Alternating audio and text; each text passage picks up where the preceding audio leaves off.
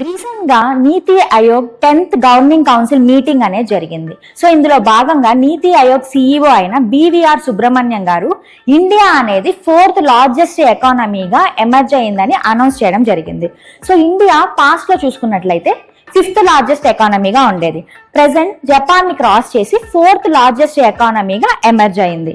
So India యొక్క GDP చూసుకున్నట్లయితే $4.3 trillion, but 2015లో ఇది $2.1 ట్రిలియన్ ఉండేది.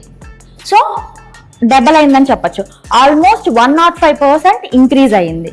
సో టాప్ 3లో ఉన్న కంట్రీస్ చూసుకుంటే ఫస్ట్ కంట్రీగా యుఎస్ఏ ఉంది, next China and Germany.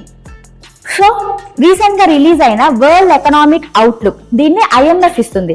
So ఈ రిపోర్ట్ ప్రకారం ఇండియా అనేది 4th లార్జెస్ట్ ఎకానమీగా ఉంది అండ్ 2028లో ఇది జర్మనీని క్రాస్ చేసి 3rd లార్జెస్ట్ ఎకానమీగా ఎమర్జ్ అవబోతుంది అంటున్నారు. అయితే పర్చేసింగ్ పవర్ పారిటీలో ఇండియా ఏ పొజిషన్ లో ఉందో కమెంట్ సెషన్ లో చెప్పండి.